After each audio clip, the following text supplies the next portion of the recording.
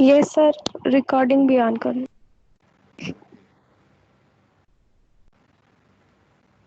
Okay, the lecture is being recorded. So we were discussing the trypanosoma, and I told you that as far as the trypanosoma is concerned, it's a hemoflagellate protozoan parasite. That means it's a blood protozoan parasite. And in my last lecture, we discussed about the trypanosoma brucei, and there were two subspecies. One was the trypanosoma brucei gambiense, and other one was trypanosoma brucei rhodosiense. And these, if I were going to just restrict myself to the trypanosoma brucei, it's an extracellular parasite where tsetse fly is the vector and it causes African sleeping sickness. Today, we're going to discuss another species of trypanosoma, and that species name is the trypanosoma cruzi. And the disease it causes in human population, we name that disease as Chagas disease.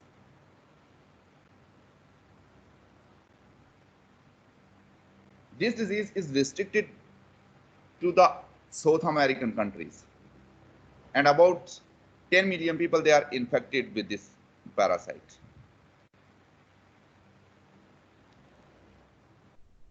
So how the trypanosoma cruzi is different from trypanosoma brucei is that as far as the morphology of this parasite is concerned, in my last lecture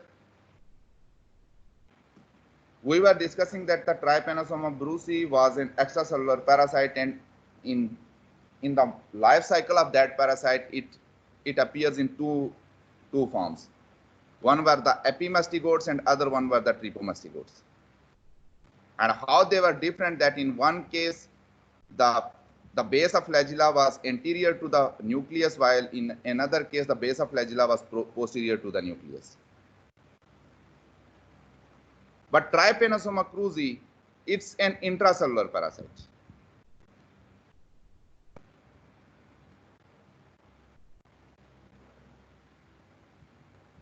This is one very important difference between trypanosoma brucei and the cruzi. That the parasite that is causing African sleeping sickness is extracellular, while the parasite that is causing American trypanosomiasis is an intracellular parasite. As during the life cycle, it has stages that are extracellular, and those extracellular stages, they are trypomastigotes and they are the epimastigotes. But once it enters into the body of human host, it invades the cell, it enters into the cell, and the stage that is present inside the cell, we name that stage as amastigotes. So amastigotes, they are just spherical, and you do not see any flagella.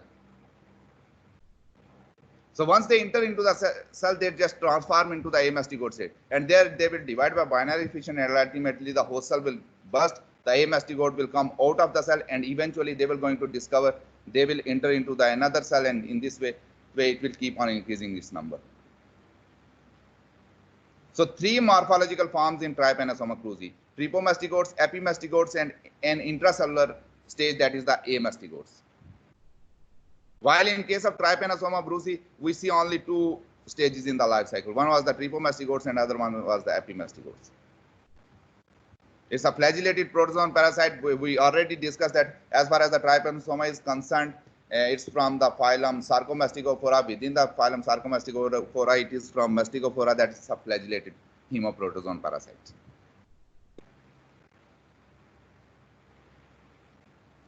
As far as the distribution of Chagas disease is concerned, that's the world map. And here you can see the Australian continent, and it's free from that disease. And this entire zone is all Asia. Once again, Asia is free from that disease.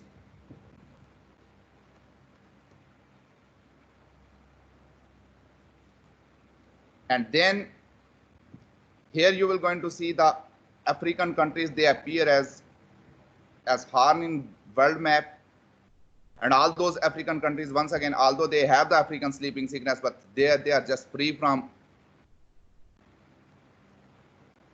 American disease. Once again, it's not endemic there. And in the world map here, you can see all those European countries, once again, they are free from that disease. And then you have the New World. In the New World, you have the North American countries, and all those North American countries, they are free from the Chagas disease. And here you have the South American countries. And in the all those countries that appears in the red, they are endemic countries for the Chagas disease. That's why restricted distribution is not globally. This disease is not globally present. It is restricted to the American countries, that is most specifically South American countries. And it causes the disease, we name it as the Chagas disease. The life cycle of Trypanosoma cruzi, as I previously discussed, that it involves 3 stages: epimastigotes, tripomastigotes, and amastigotes. In case of African trypanosomiasis, the vector was tsetse fly.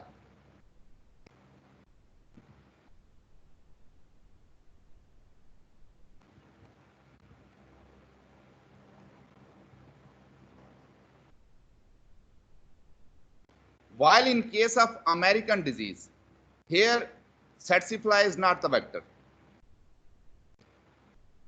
Rather than a fly, a bug, and we name it as the triatomine bug, and a very common name is the kissing bug because it normally bites on the face of the person. So a bug is the vector of that American disease.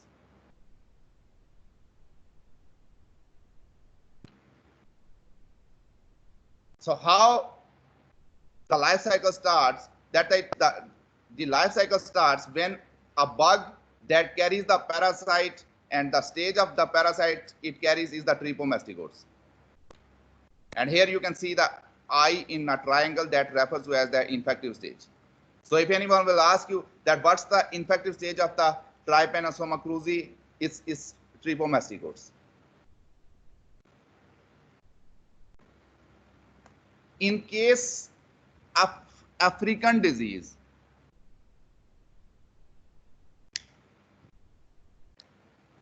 the tsetse fly,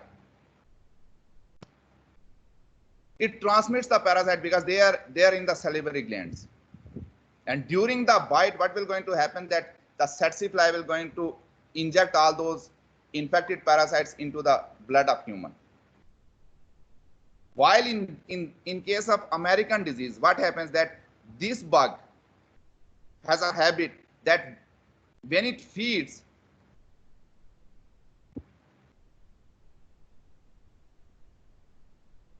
so when this bug will going to bite a person, at the same time it defecates.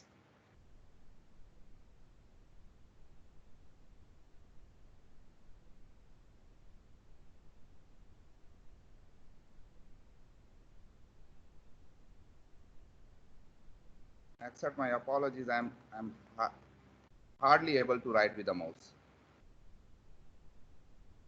So that's another very, very important difference, that the parasite, the tripomastigotes, the infective stages of the Trypanosoma cruzi, they are present in the feces of this bug.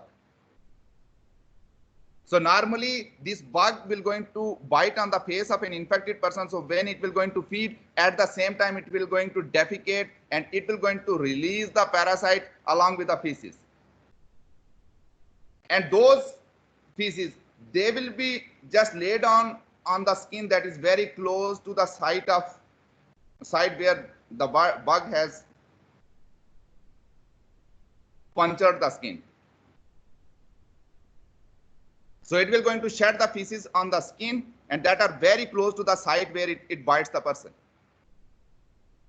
So what happens, that whenever a bug or any insect bites a person, it causes irritation. And in response to the pain and the irritation that is caused by the bite of a bug, the person normally scratches the wound.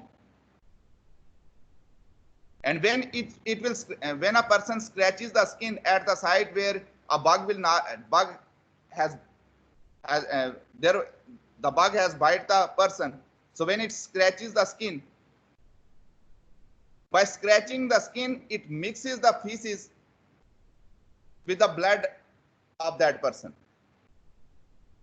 And as you know that in the feces you have these trepomastigotes that are the infective stages. So what happens that when a person scratches the skin, these feces they have the opportunity to enter into the blood of a person, because that skin is being punctured, and eventually the parasite able to enter into the bloodstream. So the trepomastigotes, they are released along with the feces. That's another very, very important concept. That is different from the tsetse fly. So once inside the body of the human, these trepomastigotes, they will enter into the various cells of the host. So this parasite has a range of host cells. The Trypanosoma cruzi can enter into a macrophage.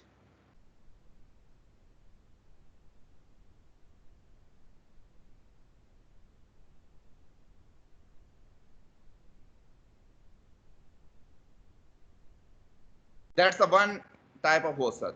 It has the ability to enter into a fibroblast as well.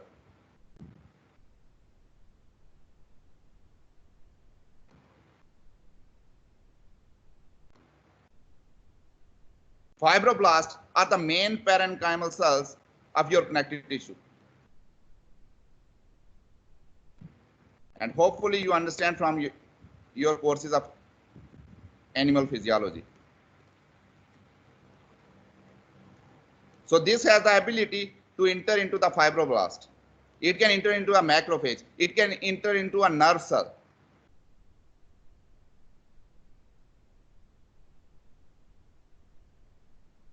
And this parasite also has the ability to enter into a muscle cell.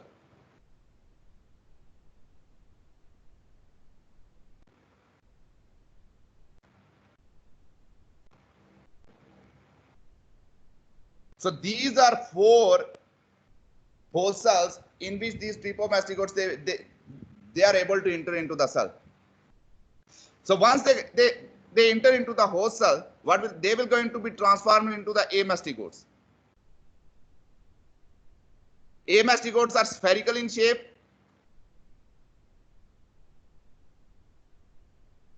and they do not have any visible flagella, and they are reduced in size as compared to the trepomastigotes.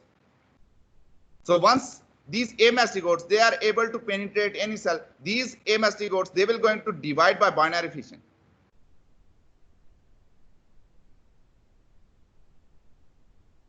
And eventually their number will be increased.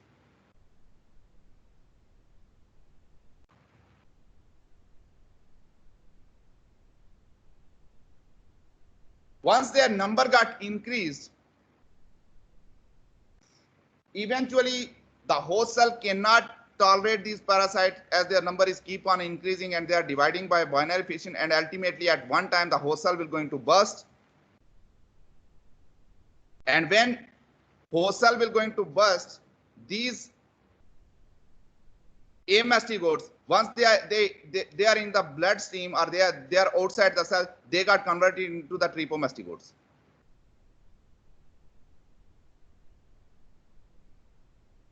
These trepomastigotes, once again, they enter the bloodstream and they can infect other cells as well. And the cycle will keep on. In this way, the parasite is able to increase its number within the body of host.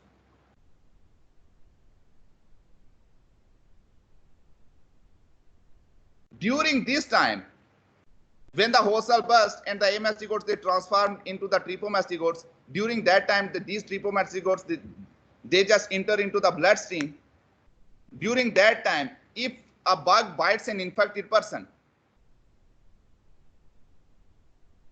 along with the blood meal, it also takes in the tripomastigotes.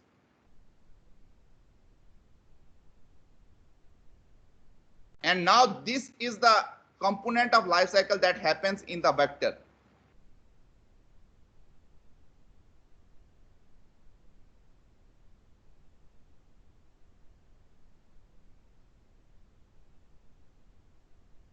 And that's the section that involves the human phase of the life cycle of the Trypanosoma cruzi. So how the life cycle starts? That when a bug bites a person, it injects these tripomastigotes. These tripomastigotes, they able to enter into the bloodstream and they are able to infect variety of cells, all these range of cells. And once inside the cells, they transform into the amastigotes. They will multiply by binary fission. They will increase in number, and eventually the host cell will burst. And once the host cell will burst, the amastigotes will be released, and they got transformed into the tripomastigotes. And then these tripomastigotes able to enter into the bloodstream, and in the bloodstream now they will infect other cells as well. And in this way, its life cycle continues within the human. But in the meantime, if a bug bites an infected person, these tripomastigotes, they are present in the blood of the infected person. And along with the blood meal, this bug takes in the tripomastigotes. So when a bug bites an infected person, the tripomastigotes, they are being ingested by that bug along with the blood meal. So as it takes in the food, the blood eventually reaches to the midgut of the bug, and in the midgut of the bug, these tripomastigotes, they transform into the epimastigotes. Accept my apologies, I pronounced wrong. It's epimastigotes.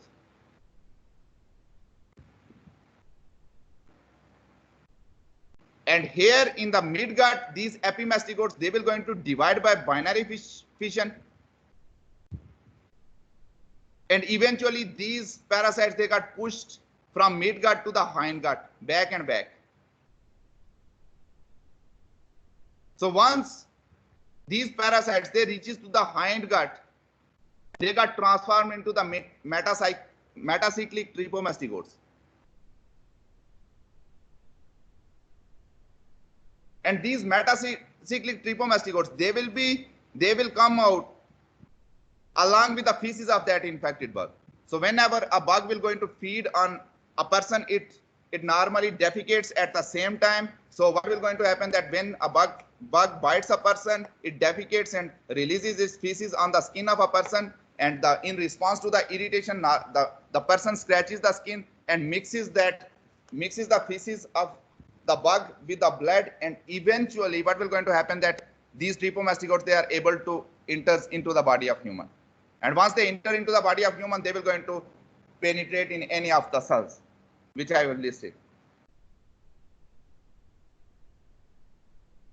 So the life cycle involves two hosts. One is the vector and the other one are the human.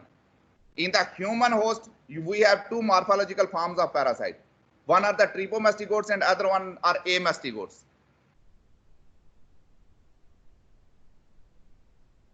While in case of bug, you have two morphological forms of parasite. One is the epimastigotes and other one are the tripomastigotes. In the human host, it involves an intracellular stage, that is the amastigote. While in case of a vector or a bug, there is no intracellular stage. Rather, the parasite will stay outside the cell of the bug. And the parasite will stay in the gut only. It do not crosses the wall of the gut. So the parasite along with the blood, once it enters into the bug, it moves from the foregut to the midgut, from the midgut to the hindgut, and during that movement, the parasite will keep on dividing, it will keep on increasing in number, and eventually in the hindgut, you have the metacyclic tripomastigotes that are at the infective stage, and eventually they got released out of the bug along with the feces. Do you have any question regarding the life cycle? So two important things that, yes. Someone unmuted the mic. Sir, amastigote का again बता दें. Okay.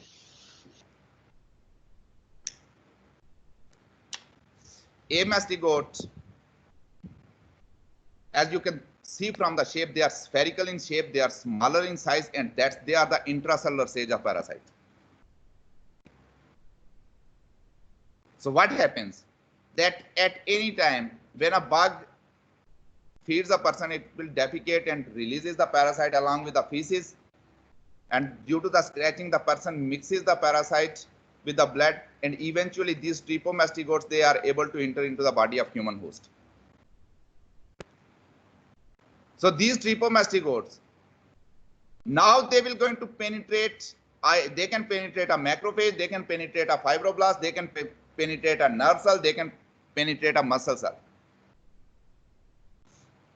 So once these trepomastigotes, they enters into any of those cells, they transform into the amastigotes. So within the host cell, for example, this is any cell. So once they got internalized, these parasites, they will going to use all the nutrients of the host cell, and eventually these parasites, they will going to divide by binary fission. In this way, within the host cell, their number will be increased. So once their number will be increased, it will be very, very difficult for a host cell to just keep these parasites inside. So at one time, this host cell will going to burst. And once this host cell will be burst, these amastigotes, they will be released out into the bloodstream, and these amastigotes, what will going to happen, that they will be transformed into the trepomastigotes. And these trepomastigotes, now they will going to penetrate another cell, and they got transformed into the amastigotes. So the intracellular stage is amastigote. Is it clear? Yes, sir, absolutely clear. Do you have any question? Just feel comfortable and ask. Sir ये vector खुद क्यों नहीं effect होते parasite से? That's a very nice question. Anyone who wants to answer this question, what do you think? That the vectors, they are happy with the parasites? So there can be three situations, and I will going to write down all those scenarios. What do you think? First,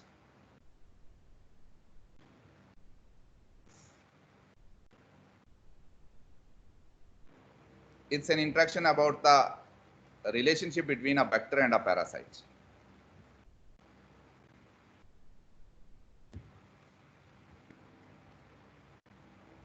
What kind of relationship this is?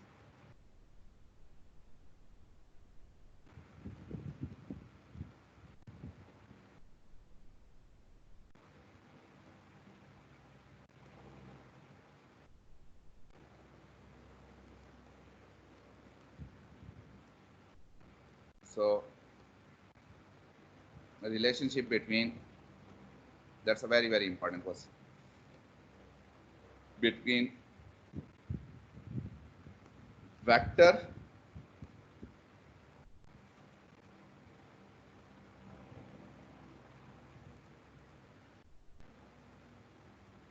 and parasite.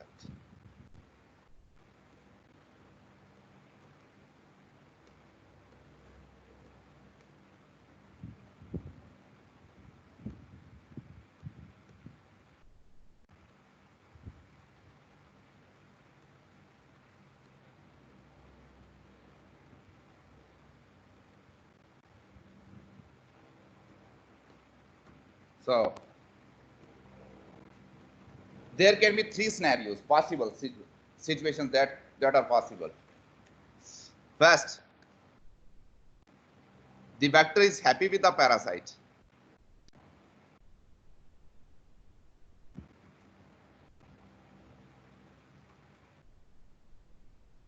Happy mean the vector is being benefited by parasite. That's one thing.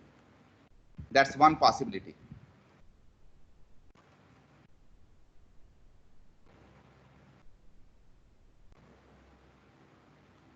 The second possibility is that vector is harmed by the parasite.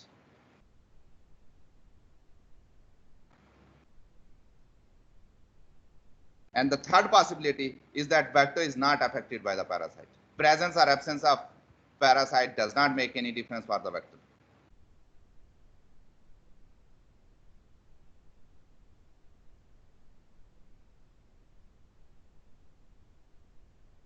So it's an open question for every one of you. What do you think?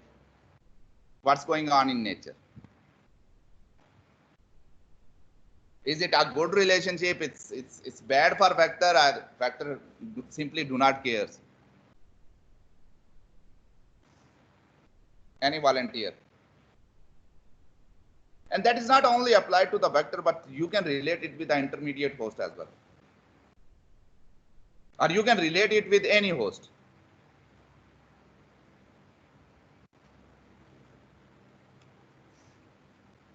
And you can relate it with any disease as well. So that applies to the when a mosquito becomes a vector of malaria. So what happens with the what happens to the mosquito when a plasmodium enters into the body of mosquito? Is it helps the mosquito? Is it in benefit of a mosquito? Is it harms the mosquito, or mosquito is not affected by absence or presence of plasmodium? Secondly, that also applies to the another vector-borne disease, that is the African trypanosomiasis certifly. That also applies to the American form of this disease, which we are discussing right now. What do you think, that a bug is being benefited, a bug is being harmed, or bug is simply do not cares? Nothing happens to the bug.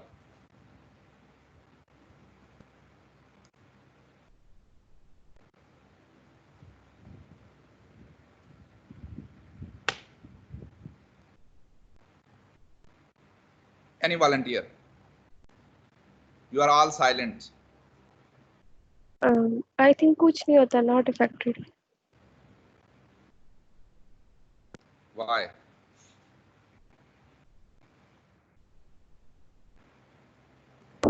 Commensalism का relation हो सकता है.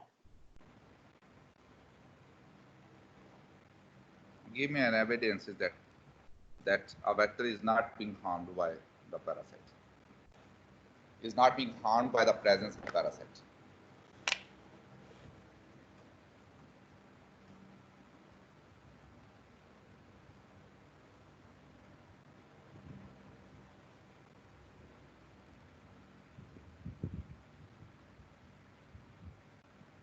Just feel comfortable and answer this question.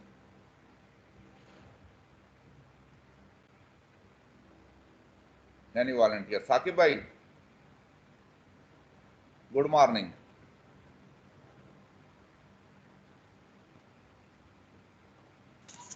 Good morning sir. क्या हाल है? खैरियत? ठीक ठाक sir, आप सुनाएं. What do you think about this? Sir harm तो नहीं करना चाहिए उसको वैसे. अगर हार्म करेगा तो फिर उसकी सक्सेसफुल ट्रांसमिशन नहीं हो पाएगी. अगर वो अपने वेक्टर को ही हार्म कर दे पैरासाइट, तो पैरासाइट की सक्सेसफुल ट्रांसमिशन नहीं हो पाएगी.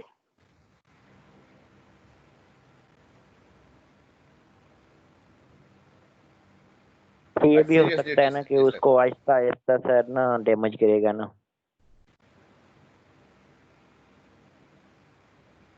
How we define the harm, because we started this in our first lecture. Harm does not always mean causing a disease. If it deprives of the nutrients, still it's a harm.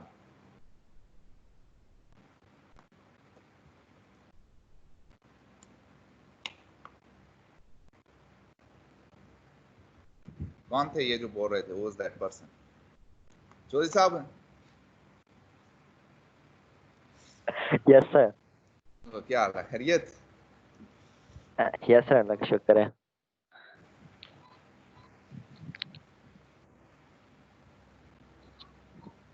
Just give yourself a little bit time and start thinking about that. A vector, for example, a mosquito bites. When a mosquito bites a person, the only intention is that it needs blood protein. and only the female mosquito bites. Normally, the mosquito, the diet of mosquito is always nectar and it uses the plants. But in order to produce the egg, it needs a female mosquito needs albumin protein.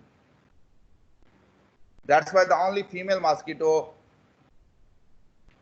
bites a mammalian host, and it bites for the purpose to get the albumin. Once again, a fly, when a fly bites, even in case of tsetse fly, it takes a blood meal, so it feeds on blood. When a bug bites, it feeds on blood. So it needs the blood as a nutrient, as a source of nutrition. And a bug or a fly or a mosquito do not want the parasite.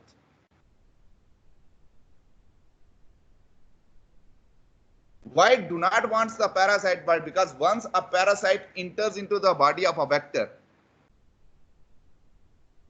it will going to use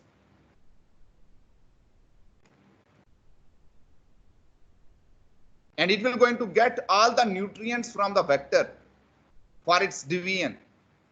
For example, in the midgut, considering this disease, once a trypanosoma reaches to the midgut of the bug, what it will divide by binary fission. How it manages to divide? First, it needs to increase in size, and then ultimately that will be followed by the division. So during that time, it's feeding, and from where it's getting all that nutrients. It's getting the nutrients from the vector.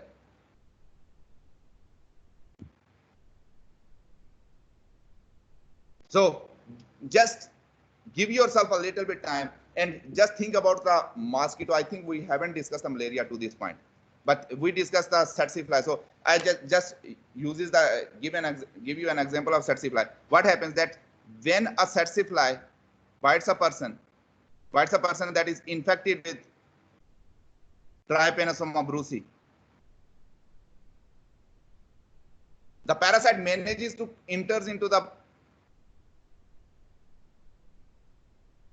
along with the blood meal, it enters into the body of the tsetse fly, and then in the gut, that parasite, it penetrates.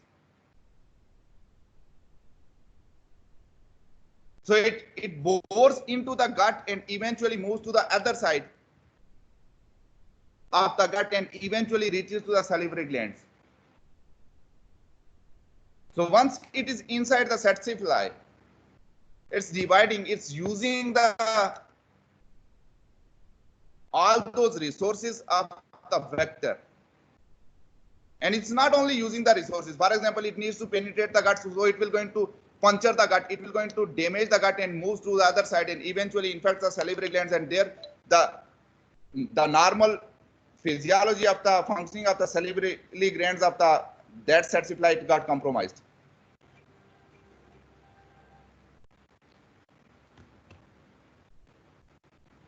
So it also damages the vector as it damages the human host. It does not care that by penetrating the gut and moving to the other side of the mosquito, it also harms the mosquito. But like you, a vector is also a victim of a parasite. And the vector is also being damaged by the parasite. Do you agree with this explanation?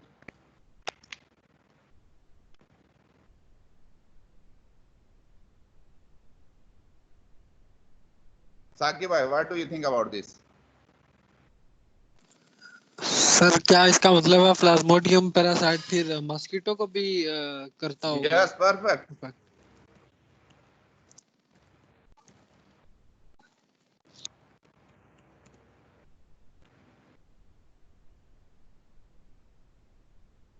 And I just want you you to, I just Googled a word and I want to show you a screenshot, and for a very limited period of time, you just need to trust me and you can search it by yourself as well. And I just want to incorporate this here on this slide. Let me add another slide, and this is just to show you.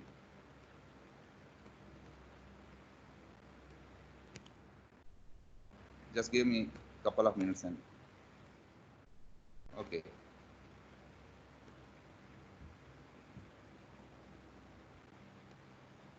And that's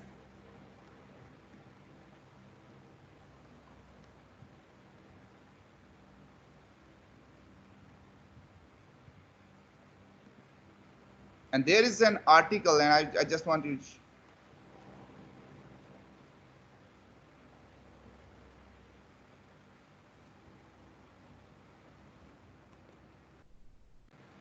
and these are all references I want to give you.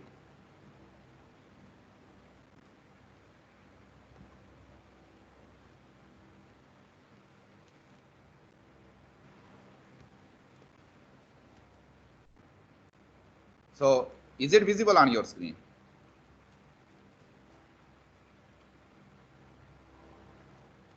Just look at the PowerPoint presentation.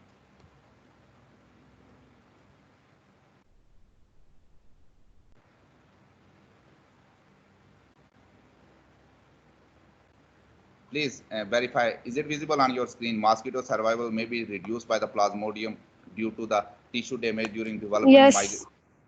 And that is it visible to everyone? Yes, sir. Saqib bhai.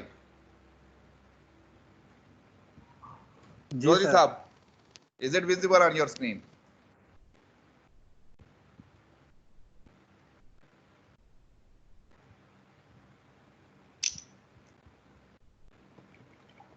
No, sir.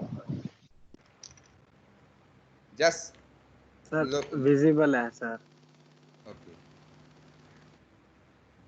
So this is an article that is published in Nature, and they have carried out an experiment that what happens to the mosquito when Plasmodium infects it. And the punchline here, I just want to show you, and you can read the entire article, that mosquito survival may be reduced by the Plasmodium due to the tissue damage during development. And I told you that we haven't discussed to this point about the malarial disease and the life cycle of the mosquito, but during the life cycle, what happens that it has to penetrate the gut. So it moves within the body. And during movement, it causes damage to the tissue because it has to disrupt the tissue in order to move within the body of mosquito. So how the movement possible? It has to just destroy all that tissue of mosquito, and then it need to move. And that destruction of the tissue to the mosquito, tissue of the mosquito offers no advantage to the mosquito. And the migration of the parasite from midgut to the salivary glands and the activation of costly immune system. Assalamu alaikum. ठीक ठाक. हाँ मैं class लूंगा. कितने बजे? Okay मैं class लूंगा. Is it clear?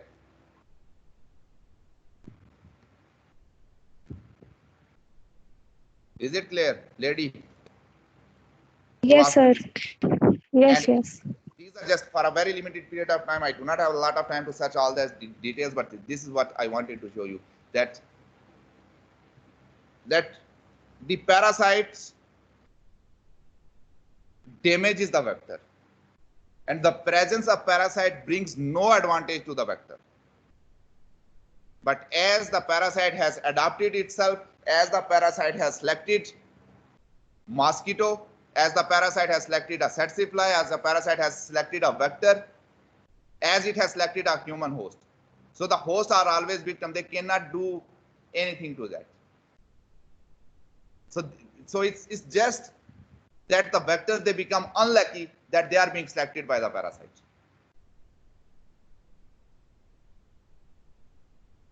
Just give yourself a little bit time, that if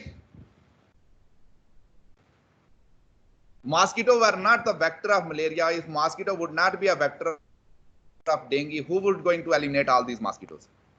Rather, who will going to care that we need to eliminate these mosquitoes? We need to get rid of these mosquitoes. All those large-scale eradication campaigns, I mean, every country where we have endemic diseases, each year they are spending lots and lots of money to eradicate that vector. So just give yourself a little bit time. The punchline is that the presence of parasite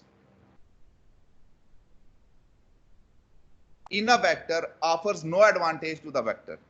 Rather, it damages to the vector. And one is the direct damage, that the parasite harms the vector. But it's not only. Secondly, because of the presence of parasite in the vector, the more and more enemies of the vectors they are created. The human, they do not want to see any mosquito at all, because they know that it's a vector of a disease. So the presence of parasite has increased the enemy of the vector as well. One is direct damage, other is that now the mosquito, they have more and more enemies. And everyone wants to eradicate, wants to get rid of mosquito, wants to get rid of tsetse fly, wants to get rid of the bug.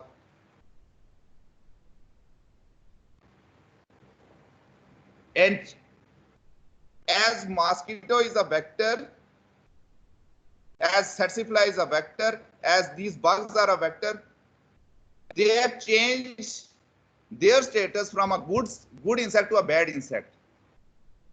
And we use the word notorious for them. While with certain other insects, we want them in our population. We say that they are pollinators, they are good, their presence is better for our environment.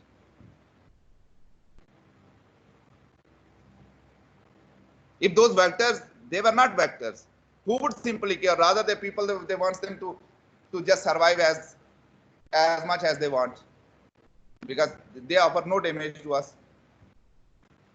Is it clear?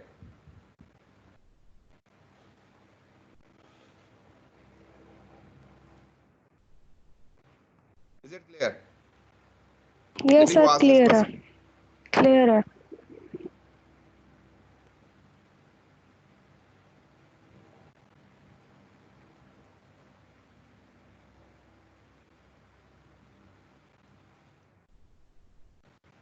Is it clear? Okay. So I have another class. So if you have any other question, just feel comfortable and ask. Otherwise, I will going to end the meeting in a couple of minutes.